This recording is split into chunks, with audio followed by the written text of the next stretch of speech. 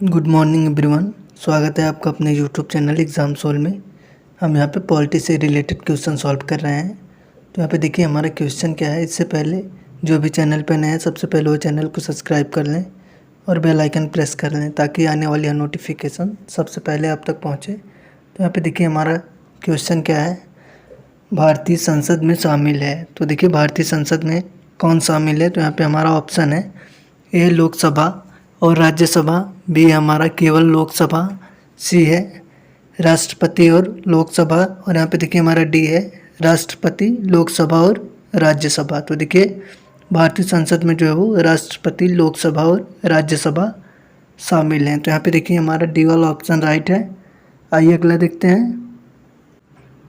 संसद के दोनों सदनों का संयुक्त अधिवेशन कब बुलाया जाता है। तो यहाँ पे देखिए हमारा ऑप्शन है ए केवल राष्ट्रीय आपातकाल की स्थिति में, बी हमारा जब एक सदन द्वारा पारित विधेयक दूसरे सदन द्वारा अस्वीकार कर दिया जाए, और यहाँ पे हमारा सी है एक सदन द्वारा अनुमोदित कर दूसरे सदन द्वारा अस्वीकार कर दिया जाए, और यहाँ पे देखिए हमारा डी वाला है बी व सी दोनों।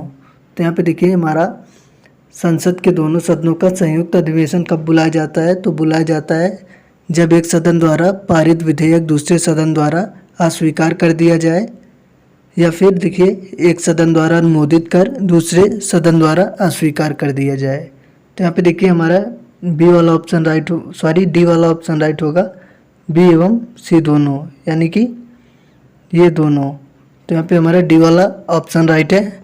आइए अगला देखते हैं। हर 5 वर्ष बाद वित्त आयोग का गठन कौन करता है। तो यहाँ पे देखिए हमारा ऑप्शन है ए मंत्रिपरिषद, बी हमारा संसद, सी है राष्ट्रपति, और डी है नियंत्रक एवं महालेखा परीक्षक। तो यहाँ पे देखिए हमारा हर 5 वर्ष के बाद वित्त आयोग का गठन कौन करता है। तो राष्ट्रपति हर 5 वर्ष के बाद वित्त आयोग का गठन करता है। यहाँ पे देखिए हमारा सी वाला ऑप्शन राइट है। आइए अगला देखते हैं।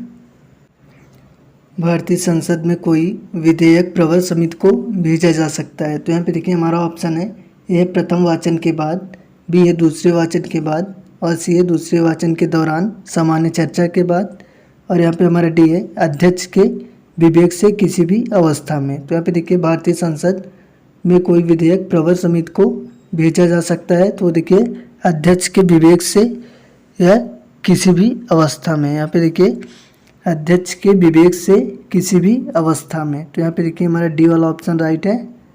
आइए अगला देखते हैं। भारतीय संसद किसी राज्य के नाम या सीमा में परिवर्तन कर सकती है। तो यहाँ पे देखिए हमारा ऑप्शन है ए सामान्य बहुमत द्वारा, बी ए पूर्ण बहुमत द्वारा, सी यहाँ पे मत देने वाले सदस्यों के 2/3 बहुमत द्वारा, और यहाँ पे देखिए हमारा डी है मत देने वाले सदस्य के 2/3 बहुमत और संसद की कुल संख्या के पूर्ण। तो यहाँ पे देखिए हमारा ए वाला ऑप्शन राइट होगा, सामान्य बहुमत द्वारा भारतीय संसद किसी राज्य के नाम या सीमा में परिवर्तन कर सकती है, तो सामान्य बहुमत द्वारा कर सकती है। यहाँ पे देखिए ए वाला ऑप्शन हमारा राइट है। आइए अगला देखते हैं। संसद के दोनों सदनों का 17वां शांत करने का अधिकार किसके पास है। क्वेश्चन को देखिए, संसद के दोनों सदनों का 17वां शांत करने का अधिकार किसके पास है। तो यहाँ पे देखिए हमारा ऑप्शन है ए राष्ट्रपति, बी है उपराष्ट्रपति, सी है प्रधानमंत्री, और डी है लोकसभा का अध्यक्ष। तो यहाँ पे देखिए ये वाला ऑप्शन हमारा राइट होगा, राष्ट्रपति। आइए अगला देखते हैं। संसद सदस्यों को देय वेतन और भत्तों का निर्णय किया जाता है। तो देखिए किसके द्वारा किया जाता है। ये हमारा राष्ट्रपति द्वारा, बी है मंत्रिमंडल द्वारा, सी हमारा संसद द्वारा, और डी है वित्त आयोग द्वारा। तो यहाँ पे देखिए हमारा सी वाला ऑप्शन राइट होगा, संसद के सदस्यों को देय वेतन और भत्तों का निर्णय संसद द्वारा किया जाता है। आइए अगला देखते हैं। संसद को भंग करने के लिए कौन सक्षम है। तो यहाँ पे देखिए हमारा ऑप्शन है संसद को भंग करने के लिए कौन सक्षम है। तो ऑप्शन है यहाँ पे हमारा ए राष्ट्रपति, बी विपक्ष के नेता की सहमति से मंत्रिमंडल, सी है हमारा संसद के दोनों सदनों में संकल्प द्वारा, और डी है कोई भी नहीं। तो देखिए संसद को कोई भी भंग नहीं कर सकता। यहाँ पे देखिए सक्षम, संसद को कोई भंग नहीं कर सकता। तो यहाँ पे देखिए हमारा डी वाला ऑप्शन राइट होगा, कोई भी नहीं। आइए अगला देखते हैं। राज्यसभा में राज्यों को प्रतिनिधित्व किस आधार पर दिया गया है?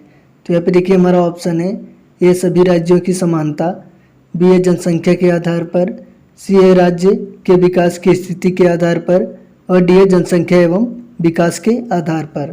तो यहाँ पे देखिए राज्यसभा में राज्यों को प्रतिनिधित्व जनसंख्या के आधार पर दिया गया है। तो देखिए यहाँ पे हमारा बी वाला ऑप्शन राइट है। आइए अगला देखते हैं, लेखानुदान का अर्थ है। तो देखिए लेखानुदान का क्या अर्थ है? यहाँ पे हमारा ऑप्शन है ए है, देखिएगा क्वेश्चन को, लेखानुदान का क्या अर्थ है? तो यहाँ पे देखिए ए वाला ऑप्शन हमारा है विनियोजन विधेयक पर विधायी स्वीकृति, और यहाँ पे देखिए हमारा बी वाला है वित्त विधेयक पर विधायी स्वीकृति, और यहाँ पे हमारा सी है CAG द्वारा प्रस्तुत लेखों तथा लेख परीक्षा की रिपोर्ट पर विधायी स्वीकृति, और यहाँ पे देखिए हमारा डी है विनियोजन विधेयक के पारित होने तक अनुदानों के लिए मांगों के संबंध में व्यस्त करने के लिए विधायी स्वीकृति। तो यहाँ पे देखिए हमारा डी वाला ऑप्शन राइट होगा। आइए अगला देखते हैं, संसदीय व्यवहार में शून्यकाल दखल भारत में कब शुरू हुआ था? तो यहाँ पे देखिए हमारा ऑप्शन है ए 1952 में, बी है 1962 में, सी है 1972 में और डी है 1982 में। तो देखिए संसद व्यवहार में शून्यकाल दखल जो है वो 1962 में शुरू हुआ था। यहाँ पे देखिए बी वाला ऑप्शन राइट है। आइए अगला देखते हैं, संसद में आधिकारिक विपक्षी समूह के रूप में मान्यता प्राप्त करने के लिए उसके कितने सदस्य होने चाहिए? तो यहाँ पे देखिए हमारा ऑप्शन है ए कुल सदस्य एक का 1/3, बी हमारा कुल सदस्य का 1/4 और सी है यहाँ पे कुल सदस्य संख्या का 16वां भाग, और यहाँ पे देखिए हमारा डी है कुल सदस्य संख्या का 110 भाग। तो देखिए संसद के आधिकारिक विपक्षी समूह के रूप में मान्यता प्राप्त करने के लिए कुल सदस्य संख्या का 110 भाग होना चाहिए। तो यहाँ पे देखिए हमारा डी वाला ऑप्शन राइट है। आइए अगला देखते हैं, भारतीय संविधान में लोकसभा तथा राज्यसभा के सदस्यों की अधिकतम संख्या कितनी निर्धारित की गई है? तो यहाँ पे देखिए हमारा ऑप्शन है ए है 500 और 250, और यहाँ पे देखिए बी है 525 और 270, और यहाँ पे हमारा सी है 537 और 275, और यहाँ पे डी है हमारा 545 और 250। तो यहाँ पे देखिए हमारा बी वाला ऑप्शन राइट होगा 525 और 270। आइए अगला देखते हैं, उत्तर प्रदेश के अतिरिक्त लोकसभा में किन दो राज्यों का प्रतिनिधित्व सबसे अधिक है? तो यहाँ पे देखिए हमारा ऑप्शन है ए है बिहार और मध्य प्रदेश, बी हमारा बिहार और महाराष्ट्र, सी है कर्नाटक और आंध्र प्रदेश, और यहाँ पे देखिए हमारा डी है तमिलनाडु और राजस्थान। तो देखिए उत्तर प्रदेश के अतिरिक्त लोकसभा में किन दो राज्यों का प्रतिनिधित्व सबसे अधिक है? तो है बिहार और महाराष्ट्र का। यहाँ पे देखिए बी वाला ऑप्शन राइट है।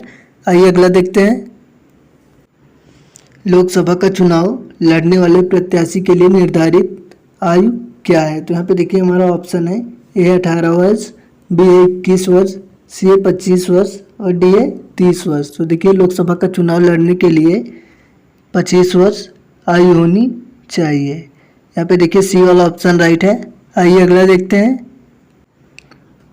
लोकसभा अध्यक्ष के रूप में निर्वाचित प्रथम महिला का नाम बताइए। तो यहाँ पे देखिए हमारा ऑप्शन है ए है प्रतिभा पाटिल, बी है विजय लक्ष्मी पंडित, सी है मीरा कुमार और डी है सरोजनी नायडू। तो देखिए यहाँ पे हमारा सी वाला ऑप्शन राइट होगा। मीरा कुमार जो है वो लोकसभा अध्यक्ष के रूप में निर्वाचित प्रथम महिला थी। आइए अगला देखते हैं, संसद के संयुक्त अधिवेशन में किसी विधेयक का पर निर्णय मत देने का अधिकार किसे है? देखिए यहाँ पे हमारा क्वेश्चन है, संसद के संयुक्त अधिवेशन में किसी विधेयक पर निर्णायक मत देने का अधिकार किसे है? तो यहाँ पे देखिए हमारा ऑप्शन है ए है यहाँ पे राज्यसभा अध्यक्ष, बी है लोकसभा का उपाध्यक्ष और सी है लोकसभा का अध्यक्ष, और यहाँ पे देखिए हमारा डी है प्रधानमंत्री। तो यहाँ पे देखिए हमारा सी वाला ऑप्शन राइट होगा, लोकसभा का अध्यक्ष। आइए अगला देखते हैं, निम्नलिखित में से कौन सा एक संवैधानिक निकाय नहीं है? तो यहाँ पे देखिए हमारा ऑप्शन है ए है चुनाव आयोग, बी है वित्त आयोग, सी है योजना आयोग और डी है संघ लोक सेवा आयोग। तो यहाँ पे देखिए हमारा सी वाला ऑप्शन राइट होगा। योजना आयोग जो वो संवैधानिक निकाय नहीं है। यहाँ पे देखिए सी वाला ऑप्शन राइट है। आइए अगला देखते हैं। राष्ट्रीय कोष का अभिरक्षक कौन सा अंग है? तो यहाँ पे देखिए हमारा ऑप्शन है ए है कार्यपालिका, बी है न्यायपालिका, सी है विधानमंडल और डी है सिविल कर्मचारी। तो देखिए राष्ट्रीय कोष का अभिरक्षक कौन सा अंग है? तो है विधानमंडल। विधानमंडल जो वो राष्ट्रीय कोष का अभिरक्षक अंग है। यहाँ पे देखिए सी वाला ऑप्शन राइट है। आइए अगला देखते हैं। भारत सरकार का मुख्य विधि अधिकारी कौन है? तो यहाँ पे देखिए हमारा ऑप्शन है ए भारत के प्रमुख न्यायाधीश, बी हमारा उच्चतम न्यायालय के पंजीयक और यहाँ पे हमारा सी है भारत के विधि मंत्री और यहाँ पे देखिए हमारा डी है भारत के महान्यायवादी। तो यहाँ पे देखिए हमारा डी वाला ऑप्शन राइट होगा, भारत के न्यायवादी। आइए अगला देखते हैं। ऐसे व्यक्ति कौन है जो राज्यसभा के सदस्य होते हुए राज्यसभा और लोकसभा दोनों में बोल सकते हैं? तो यहाँ पे देखिए हमारा ऑप्शन है ए है राज्यसभा का उपाध्यक्ष, बी है राज्यसभा में सदन का नेता और यहाँ पे हमारा सी है राज्यसभा के मनोनीत सदस्य और यहाँ पे हमारा डी है वे मंत्री जो राज्यसभा के सदस्य हैं। तो यहाँ पे देखिए हमारा डी वाला ऑप्शन राइट होगा, वे मंत्री जो राज्यसभा के सदस्य हैं वो राज्यसभा और लोकसभा दोनों सदनों में बोल सकते हैं। तो यहाँ पे देखिए डी वाला ऑप्शन राइट है। आइए अगला देखते हैं। केंद्रीय सरकार का उच्चतम सिविल अधिकारी कौन है? तो यहाँ पे देखिए हमारा ऑप्शन है यह है महान्यायवादी, बी है मंत्रिमंडल सचिव और यहाँ पे सी है गृह सचिव, डी है यहाँ पे प्रधानमंत्री का प्रमुख सचिव। तो देखिए यहाँ पे मंत्रिमंडल का सचिव जो वो उच्चतम सिविल अधिकारी होता है। यहाँ पे देखिए केंद्र सरकार का उच्चतम सिविल अधिकारी जो वो मंत्रिमंडल सचिव होता है। आइए अगला देखते हैं। देश में पंचवर्षीय योजना का अनुमोदन करने वाला सर्वोच्च निकाय कौन सा है? तो यहाँ पे देखिए हमारा ऑप्शन है यह है योजना समिति, बी है केंद्रीय मंत्रिमंडल, सी है संसद और डी है राष्ट्रीय विकास परिषद। तो यहाँ पे देखिए राष्ट्रीय विकास परिषद जो है वो पंचवर्षीय योजनाओं का अनुमोदन करने वाला सर्वोच्च निकाय होता है। तो यहाँ पे देखिए हमारा डी वाला ऑप्शन राइट होता है। आइए अगला देखते हैं। 2004 में चुनी गई लोकसभा। तो यहाँ पे देखिए 2004 में कौन सी लोकसभा चुनी गई थी? तो हमारा ऑप्शन है यह 12वीं लोकसभा, बी है 13वीं लोकसभा, सी है 14वीं लोकसभा और डी है 11वीं लोकसभा। तो देखिए 2004 में 14वीं लोकसभा चुनी गई थी। यहाँ पे देखिए सी वाला ऑप्शन राइट है। आइए अगला देखते हैं। संसद में अपनी राय देने के लिए किस अधिकारी को आमंत्रित किया जा सकता है? तो यहाँ पे देखिए हमारा ऑप्शन है यह भारत का महान्यायवादी, बी है भारत का मुख्य न्यायमूर्ति और सी है भारत का मुख्य चुनाव आयुक्त और यहाँ पे डी है हमारा भारत का नियंत्रक और महालेखा परीक्षक। तो देखिए यहाँ पे संसद में अपनी राय देने के लिए भारत का महान्यायवादी अधिकारी को आमंत्रित किया जा सकता है। तो यहाँ पे देखिए हमारा ये वाला ऑप्शन राइट है। आइए अगला देखते हैं। निम्नलिखित में से कौन सा भारत में विधायी नियंत्रक का एक साधन नहीं है? तो यहाँ पे देखिए हमारा ऑप्शन है ए सदन का विघटन और यहाँ पे हमारा बी है संकल्प, सी है प्रश्न और डी है अविश्वास प्रस्ताव। तो यहाँ पे देखिए ए वाला हमारा ऑप्शन राइट होगा, सदन का विघटन जो वो भारत में अस्थायी नियंत्रण का एक साधन नहीं है। आइए अगला देखते हैं। भारत योजना आयोग है। तो देखिए भारत योजना आयोग किस चीज़ का है? यहाँ पे हमारा ऑप्शन है ए है यहाँ पे एक संवैधानिक निकाय, बी है एक स्वतंत्र और स्वायत्त निकाय और यहाँ पे देखिए सी है एक संविधिक निकाय और यहाँ पे देखिए हमारा डी है एक असंविधिक निकाय। तो यहाँ पे देखिए हमारा डी वाला ऑप्शन राइट होगा, एक असंविधिक निकाय। आइए अगला देखते हैं। प्रकलन समिति के सदस्य। देखिए प्रकलन समिति के सदस्य कौन है? तो यहाँ पे देखिए हमारा ऑप्शन है केवल लोकसभा से चुने जाते हैं, बी हमारा केवल राज्यसभा से चुने जाते हैं, सी है लोकसभा और राज्यसभा दोनों से चुने जाते हैं और यहाँ पे हमारा डी है लोकसभा के अध्यक्ष द्वारा नामित किए जाते हैं। तो देखिए प्रकलन समिति के सदस्य जो वो केवल लोकसभा से चुने जाते हैं। यहाँ पे देखिए हमारा ए वाला ऑप्शन राइट होगा, केवल लोकसभा से चुने जाते हैं प्रकलन समिति के सदस्य। आइए अगला देखते हैं। लोकसभा के चुनाव के लिए पात्र होने के लिए न्यूनतम आयु क्या है? तो यहाँ पे देखिए हमारा ऑप्शन है ए 25 वर्ष, बी हमारा 30 वर्ष, सी है 21 वर्ष और डी है 18 वर्ष। तो यहाँ पे देखिएगा लोकसभा के चुनाव के लिए पात्र होने की न्यूनतम आयु जो है वो 25 वर्ष है। यहाँ पे देखिए हमारा ए वाला ऑप्शन राइट होगा। आइए अगला देखते हैं। किसी विधानमंडल के किसी सदस्य द्वारा प्रस्तुत प्रस्ताव को जन महत्व का अविलंबन, देखिएगा अविलंब, क्वेश्चन को एक बार फिर से देखिएगा। किसी विधान मंडल के किसी सदस्य द्वारा प्रस्तुत प्रस्ताव को जन महत्व का अविलंब मामला मानते हुए जो चर्चा की जाती है उसे क्या कहते हैं? तो यहाँ पे देखिए हमारा ऑप्शन है ए है स्थगन प्रस्ताव, बी है अविश्वास, सी है कटौती प्रस्ताव और डी है उपरोक्त में से कोई नहीं। तो यहाँ पे देखिए हमारा ए वाला ऑप्शन राइट होगा, स्थगन प्रस्ताव। आइए अगला देखते हैं। लोकसभा के अध्यक्ष का चुनाव किया जाता है। तो देखिए लोकसभा के अध्यक्ष का चुनाव किसके द्वारा किया जाता है? यहाँ पे हमारा ऑप्शन है ए है राष्ट्रपति द्वारा, बी है प्रधानमंत्री द्वारा, सी है संसद के दोनों सदनों के सदस्यों द्वारा और यहाँ पे हमारा डी है लोकसभा सदस्यों द्वारा। तो यहाँ पे देखिए लोकसभा के अध्यक्ष का चुनाव जो है लोकसभा के सदस्यों द्वारा किया जाता है। यहाँ पे देखिए हमारा डी वाला ऑप्शन राइट होगा, लोकसभा के अध्यक्ष का चुनाव लोकसभा के सदस्यों द्वारा किया जाता है। आइए अगला देखते हैं। लोकसभा अथवा विधानसभा के किसी चुनाव प्रत्याशी की जमानत राशि कब जब्त कर ली जाती है? तो यहाँ पे देखिए हमारा ऑप्शन है ए जब वह चुनाव जीतने में असफल हो जाता है, बी हमारा जब वह कुल मतदान के 14 मत भी प्राप्त नहीं कर पाता और यहाँ पे हमारा सी है जब वह कुल मतदान के 15 मत भी प्राप्त नहीं कर पाता और यहाँ पे हमारा डी है जब वह कुल मत के 16 मत भी प्राप्त नहीं कर पाता। तो यहाँ पे देखिए लोकसभा अथवा विधानसभा के किसी चुनाव की प्रत्याशी की जमा राशि कब जब्त कर ली जाती है? जब वह कुल मतदान के 16 मत भी न प्राप्त किया हो। तो यहाँ पे देखिए हमारा डी वाला ऑप्शन राइट होगा। आइए अगला देखते हैं। भारत में किसकी स्वीकृति के बिना कोई भी सरकारी खर्चा नहीं किया जा सकता? तो यहाँ पे देखिए हमारा ऑप्शन है ए संसद, बी है प्रधानमंत्री, सी है राष्ट्रपति और डी है उच्चतम न्यायालय। तो यहाँ पे देखिएगा संसद के बिना अनुमति के कोई भी सरकारी खर्चा नहीं किया जा सकता। यहाँ पे देखिए हमारा ये वाला ऑप्शन राइट है। आइए अगला देखते हैं।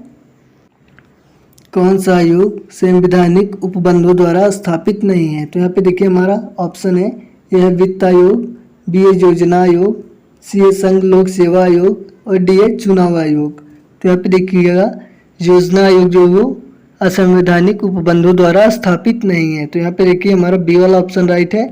आइए अगला देखते हैं। संघ लोक सेवा आयोग के सदस्यों के पद का कार्यकाल होता है। तो देखिए कितने टाइम तक होता है?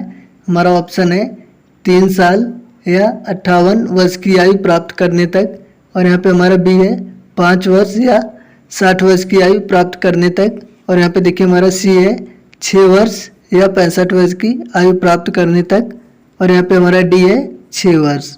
तो देखिएगा संघ लोक सेवा आयोग के सदस्यों के पद का कार्यकाल जो है वो 6 वर्ष या फिर 65 वर्ष की आयु प्राप्त करने तक होता है। तो यहाँ पे देखिए हमारा सी वाला ऑप्शन राइट होगा।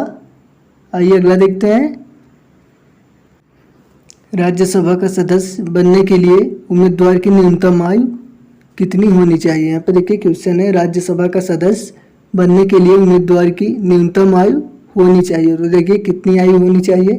हमारा यहाँ पे ऑप्शन है ए है 21 वर्ष, बी है 25 वर्ष, सी है 30 वर्ष और डी है 32 वर्ष। तो देखिए राज्यसभा का सदस्य बनने के लिए उम्मीदवार की न्यूनतम आयु 30 वर्ष होनी चाहिए। यहाँ पे देखिए सी वाला ऑप्शन राइट है। आइए अगला देखते हैं। हमारे संविधान में आर्थिक आयोजन शामिल है। तो देखिए यहाँ पे किस सूची में शामिल है? ये हमारा संघ सूची में, बी है राज्य सूची में, सी है समवर्ती सूची में और डी है किसी विशिष्ट सूची में नहीं। तो यहाँ पे देखिए हमारे संविधान में आर्थिक आयोजन जो है वो समवर्ती सूची में शामिल है। यहाँ पे देखिए हमारा सी वाला ऑप्शन राइट है। आइए अगला देखते हैं। लोकसभा में निर्वाचित सदस्यों की अधिकतम संख्या है। तो देखिए लोकसभा में निर्वाचित सदस्यों की संख्या कितनी है? तो यहाँ पे देखिए हमारा ऑप्शन है ए है 530, बी हमारा 545, सी है 540 और डी है 550 यानी कि 550। तो देखिए लोकसभा में निर्वाचित सदस्यों की अधिकतम संख्या जो है वो 550 है यानी कि 550। यहाँ पे देखिए हमारा डी वाला ऑप्शन राइट है। आइए अगला देखते हैं। लोकसभा के सदस्यों का कार्यकाल कितने वर्ष का होता है? तो यहाँ पे देखिए हमारा ऑप्शन है ए है 11 वर्ष, बी है 9 वर्ष, सी है 7 वर्ष और डी है 5 वर्ष। तो यहाँ पे देखिएगा लोकसभा के सदस्यों का कार्यकाल 5 वर्ष का होता है। यहाँ पे देखिए हमारा डी वाला ऑप्शन राइट है। आइए अगला देखते हैं। वह प्रधानमंत्री कौन था जिसे संसद ने मतदान द्वारा अपदस्थ कर दिया था? तो यहाँ पे देखिए हमारा ऑप्शन है ए है इंदिरा गांधी, बी है मोरारजी देसाई और यहाँ पे देखिए हमारा सी है वीपी सिंह और डी है चंद्रशेखर। तो यहाँ पे देखिए हमारा सी वाला ऑप्शन राइट होगा, वीपी सिंह। आइए अगला देखते हैं। गैर धन विधेयक के संसद के हर सदन में कितने वाचन होते हैं? तो यहाँ पे देखिए हमारा ऑप्शन है ए है 2, बी है 3, सी है 4 और डी है 1। तो यहाँ पे देखिए गैर धन विधेयक के संसद के हर सदन में कितने वाचन होते हैं? तो यहाँ पे देखिए 3 वाचन होते हैं। यहाँ पे देखिए बी वाला ऑप्शन राइट है। यहाँ पे देखिएगा 3 वाचन होते हैं। आइए अगला देखते हैं। संसद का चुनाव लड़ने के लिए प्रत्याशी की न्यूनतम आयु होनी चाहिए। तो यहाँ पे देखिए हमारा ऑप्शन है ए है 18 वर्ष, बी है 21 वर्ष, सी है 25 वर्ष और डी है 26 वर्ष। तो देखिए संसद का चुनाव लड़ने के लिए प्रत्याशी की न्यूनतम आयु जो है वो 25 वर्ष होनी चाहिए। यहाँ पे हमारा सी वाला ऑप्शन राइट है। आइए अगला देखते हैं। एक वर्ष एक राजस्व एकत्र करने का प्रस्ताव सरकार किस विधेयक द्वारा करती है? तो यहाँ पे देखिए हमारा ऑप्शन है ए है आर्थिक विधेयक, बी है वित्त विधेयक, सी है हमारा अनुपूरक विधेयक और डी है उपयुक्त में से कोई नहीं। तो यहाँ पे देखिएगा एक वर्ष तक राजस्व एकत्र करने का प्रस्ताव सरकार वित्त विधेयक को देती है। यहाँ पे देखिए हमारा बी वाला ऑप्शन राइट है। आइए अगला देखते हैं। संसद के दोनों सदनों की संयुक्त बैठक को भेजा गया है, विधेयक पारित होना होता है। तो यहाँ पे देखिए संसद के दोनों सदनों की संयुक्त बैठक को भेजा गया विधेयक का पारित होता है। तो यहाँ पे देखिए कहाँ पे पारित होता है? तो यहाँ पे हमारा ऑप्शन है ये उपस्थित सदस्य के साधारण बहुमत से, बी हमारा कुल सदस्यों के पूर्ण बहुमत से और यहाँ पे सी है उपस्थित सदस्यों के 23 बहुमत से और यहाँ पे हमारा डी है उपस्थित सदस्यों के 34 बहुमत से। तो यहाँ पे देखिए हमारा ए वाला ऑप्शन राइट होगा। देखिएगा उपस्थित सदस्यों के साधारण बहुमत से। आइए अगला देखते हैं। संसद के किसी भी सदन के 2 सत्रों के बीच अंतराल किससे अधिक होना चाहिए? तो यहाँ पे देखिए हमारा ऑप्शन है 3 महीने, बी हमारा 6 महीने, सी है 9 महीने और डी है 12 महीने। तो देखिएगा संसद के किसी भी सदन के 2 सत्रों के बीच का अंतराल जो है वो 6 महीने होना चाहिए। यहाँ पे देखिए हमारा बी वाला ऑप्शन राइट है। आइए अगला देखते हैं। भारतीय दल के 2 वर्ष के समय में 2 प्रधानमंत्री दिए। तो देखिए किस दल ने 2 वर्ष के समय में 2 प्रधानमंत्री दिए? तो यहाँ पे हमारा ऑप्शन है ए है भारतीय जनता पार्टी, बी है जनता पार्टी, सी है जनता दल और डी है समाजवादी जनता पार्टी। तो यहाँ पे देखिएगा भारतीय जनता पार्टी ने 2 वर्ष के समय में 2 प्रधानमंत्री दिए। यहाँ पे हमारा ए वाला ऑप्शन राइट है। आइए अगला देखते हैं। भारत में किसी विधेयक को धन विधेयक कौन प्रमाणित करता है? तो यहाँ पे देखिए हमारा ऑप्शन है ए है वित्त मंत्री, बी है राष्ट्रपति, सी है लोकसभा का अध्यक्ष और यहाँ पे हमारा डी है प्रधानमंत्री।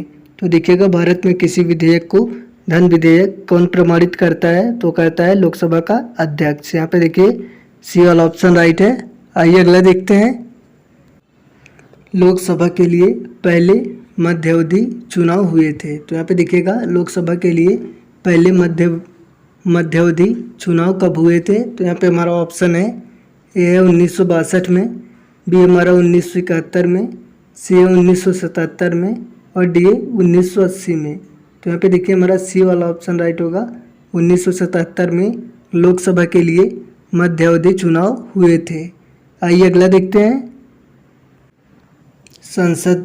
देखिएगा क्वेश्चन यहाँ पे, भारत में संसद की वित्तीय समितियां निम्नलिखित में से कौन सी हैं? तो यहाँ पे देखिए हमारा ऑप्शन है ए है लोक लेखा समिति, हमारा बी है प्रकलन समिति और यहाँ पे हमारा सी है लोक उपक्रम समिति।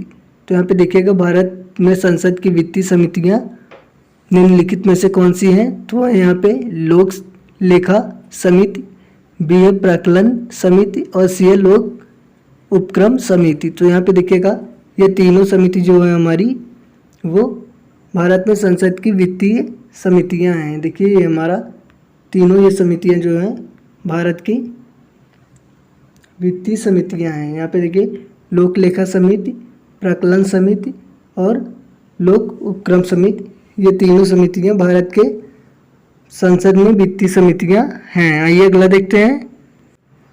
भारत में राष्ट्रीय आय के प्रकलन तैयार किए जाते हैं। तो देखिए भारत में राष्ट्रीय आय के प्रकलन किसके द्वारा तैयार किए जाते हैं? तो यहाँ पे हमारा ऑप्शन है ए है केंद्रीय सांख्यिकी संगठन द्वारा, बी है राष्ट्रीय विकास परिषद द्वारा और यहाँ पे देखिए सी है वित्त मंत्रालय द्वारा और डी है योजना आयोग द्वारा। तो यहाँ पे देखिए भारत में राष्ट्रीय आय के प्रकलन केंद्रीय सांख्यिकी संगठन द्वारा तैयार किए जाते हैं। तो यहाँ पे देखिए हमारा ए वाला ऑप्शन राइट है, केंद्रीय सांख्यिकी संगठन द्वारा। सो चैनल को जिन्होंने अभी तक सब्सक्राइब नहीं किया वो चैनल को प्लीज़ सब्सक्राइब कर लीजिए और बेल आइकन प्रेस कर लीजिए ताकि आने वाली हर नोटिफिकेशन सबसे पहले आप तक पहुंचे। और कमेंट बॉक्स में ज़रूर बताइएगा कि वीडियो आपके लिए कितना यूज़फुल हो रहा है। सो मिलते हैं नेक्स्ट वीडियो में। Good luck.